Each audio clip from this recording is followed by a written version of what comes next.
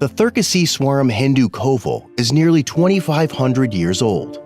In the 16th century, when the Portuguese invaded Sri Lanka, many temples, including this one, was destroyed.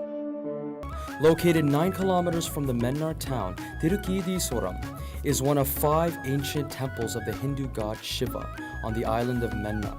According to legend, it is one of the 275 Paadal Petra of Shiva glorified in the poems of the Tevaram during the Pallava's kingdom of 6th century AD.